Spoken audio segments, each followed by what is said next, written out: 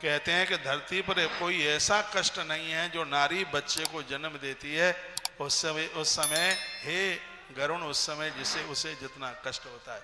इसलिए प्रकृति कभी भी नारी के ऋण से कभी मुक्त नहीं हो सकती। जो पुरुष माताओं को परेशान करते हैं, गाली गलौज करते हैं, उन्हें समझ लेना चाहिए जिस नारी ने तुम्हारा कुनबा बढ़ाया है, बच्चों को जन्म दिया है, तुम्हारा पूरा खानदान इस नारी के ऋण से कभी मुक्त नहीं हो सकता।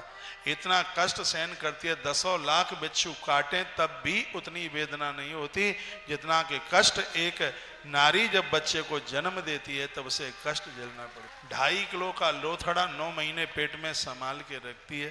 पुरुष लोग, तुम 2.5 किलो की ईंट 1 घंटा अपने पेट से बांध के देख लेना, वो 2.5 किलो का मांस का पिंड अपने उदर में संभाल करके रखती है। इस नारी से कौन ऋण हो सकता है। तो देवराज इंद्र की आंख में आंसू आ गए। देवराज इंद्र ने कहा, देवी तुम्हारे लिए 2 वरदान। एक तो दूसरे बच्चे को जन्म देते समय तुम्हें ये ध्यान नहीं रहेगा कि पहले बच्चे को जन्म देते समय मुझे इतना कष्ट हुआ, और अगली बात कही है कि 1 महीने में अनजान में तुमसे जितना भी अपराध हो गया है, जान के नहीं अनजान के हो गया है, तो 1 महीने के बाद जो रजो धर्म होगा उसके तत्पश्चात तुम इतनी पावन पवित्र हो जाओगी, तुम्हारे हाथ का भोजन देवता करेंगे तो एक यज्ञ करने का फल प्राप्त। कहते हैं कि रजो धर्म के तत्पश्चात 5वें दिन नारी 7वें दिन जब ये अपने हाथ से रसोई बनाती हुई देवताओं को जिमाती है, बहुत बड़े बड़े जन यज्ञ प्राप्त हो। तो अब यहाँ चर्चा कुछ की गई है, सुनिए। समझ में आ रहा है जो मैं आपको यहाँ से बोल रहा हूँ? ठीक से सुन लीजिए। ऋतुकाले तो नारीणाम तजे दिन चतुष्टया। पुरुषों को चाहिए कि नारी के ऋतुकाल में जब वह रजो धर्म में होती है, पुरुषों को 4 दिन उनसे बात नहीं करनी चाहिए। यहाँ तो लिखा गया मुख दर्शन भी वर्जित है, क्योंकि उन दिनों उनके शरीर में इंद्र की ब्रह्महत्या का पाप रहता ही है, जिसकी चर्चा पीछे के अध्यायों में की गई है।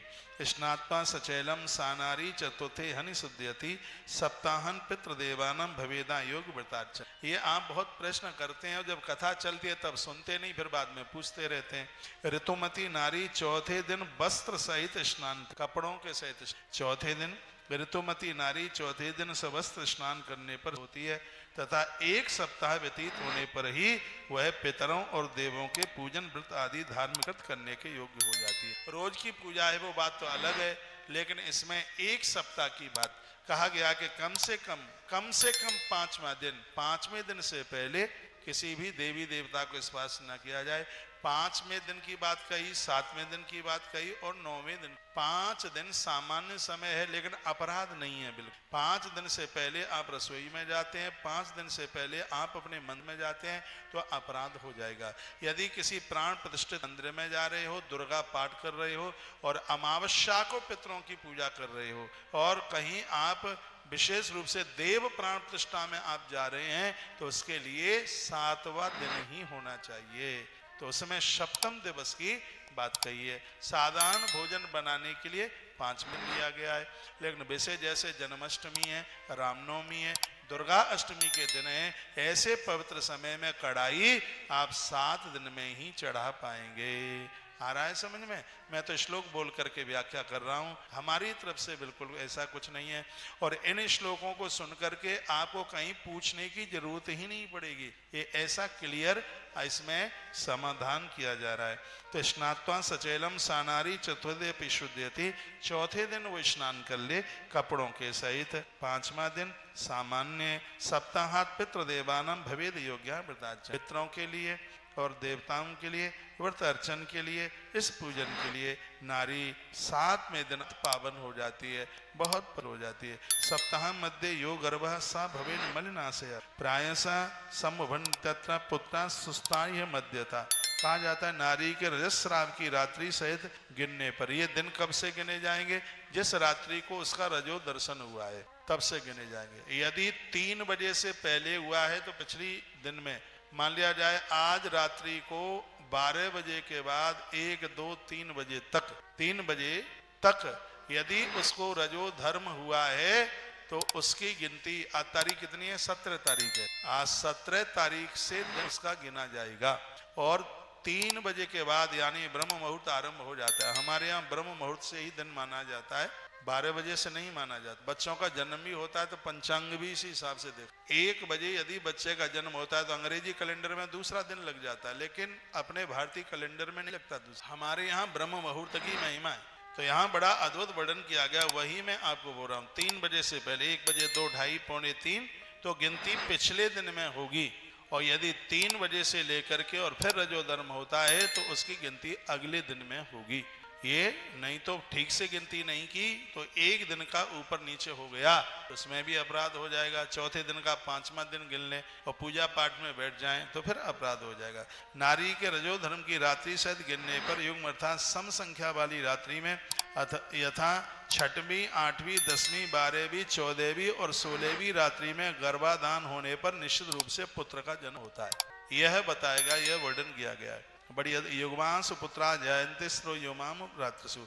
और ये 4 रात्रि में यदि गर्भ में संतान आ गई तो बहुत बड़ा चांडाल ही पैदा होगा, बहुत बड़ा अपराधी पैदा होगा। यदि ये 4 रात्रि में गर्भ में संतान आ गई, 5वीं रात्रि में संतान गर्भ में आई है, 5वीं रात्रि में, यानी स्पष्ट वर्णन किया 5वीं, 7वीं, 9वीं, 11वीं, 13वीं, 15वीं, ये 8वीं, 10वीं, 12वीं, 14वीं, 16वीं, ये जो रात्रियां हैं, कहा जाता है कि 16वीं रात्रि के तत्पश्चात गर्भ में किसी भी प्रकार की, कहीं कोई किसी भी प्रकार की संतान गर्भ में चल करके नहीं आती। सम संख्या में गर्भाधान होने पर पुत्र का जन्म होता है, विषम संख्या में स्त्री पुरुष के मिलने से बेटियों का जन्म होता है। जैसे 5वीं रात्रि, 7वीं रात्रि, 9वीं रात्रि, 11वीं रात्रि और 13वीं रात्रि, ये रात्रियां हैं। इसमें पति पत्नी के संबंध में बेटियां जन्म। 6वीं रात्रि, 8वीं रात्रि, 10वीं रात्रि, 12, 14 और 16वीं रात्रि,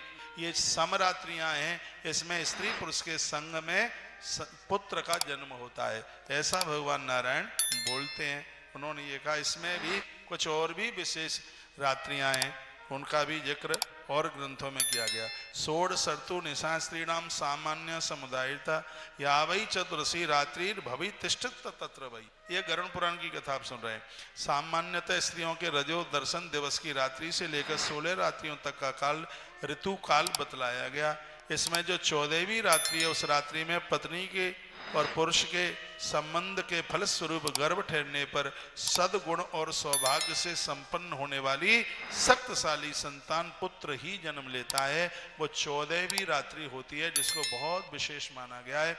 या तो बहुत बड़ा कोई ज्ञानी आएगा, महात्मा आएगा, परमात्मा चल करके आएगा। कहते हैं कि रजो धर्म की रात्रि से जो 14वीं जाकर के रात्रि है, 14वीं रात्रि में यदि गर्भ में संतान चल करके आती है तो एक विशेष विद्वान संतान का जन्म होता है, और वो भी पुत्र चल के आता है।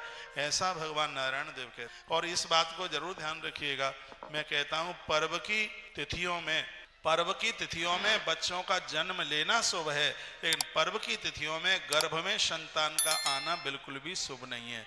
इसमें एकादशी है, द्वादशी है, पूर्णिमा है, अमावस्या है, संक्रांति है, और भी विशेष होली, दिवाली, ये सब पवित्र पावन तिथियां हैं।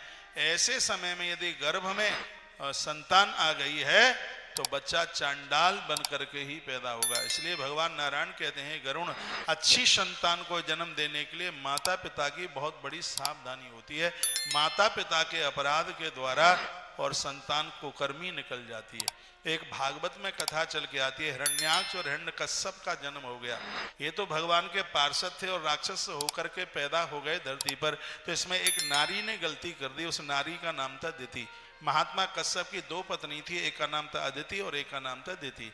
तो दिति से इतनी गलती हुई, संध्या का समय था, भोर में ब्रह्म मुहूर्त में गर्भ में संतान न आवे, संध्या के समय में संतान न आवे, और दिन में भी गर्भ में संतान न आवे। मध्य रात्रि का समय संतान के लिए बड़ा अच्छा माना गया, अच्छा बताया गया। तो महात्मा जी हवन यज्ञ के लिए जा रहे थे, इसने जबरदस्ती से उनका वस्त्र पकड़ा और कहा कि मैं श्रृंगार करके आई हूं, तुम स्वाहा स्वाहा करने में लगे रहते हो, मुझे तो छुओ। महात्मा ने विरोध किया, लेकिन दिति नहीं मानी। दोनों का गर्भाधान हुआ, आंख में आंसू आ गए, कहा तू नहीं मानी और मुझे अब लग रहा है कि तेरे गर्भ से राक्षस पैदा होंगे। इसलिए 2 राक्षस पैदा हुए, एक का नाम था हिरण्याक्ष और एक का नाम था हिरण्यकश्यप। अब वो भारी रोने लगी, तो महात्मा ने कहा तेरे तो कुपुत्र ही पैदा होंगे, अब तू पाप का प्रायश्चित कर रही है, तो चल ये प्रायश्चित है कि तेरा जो पोता नाती होगा वो भक्त प्रहलाद होगा, जिसके द्वारा तेरा कल्याण होगा।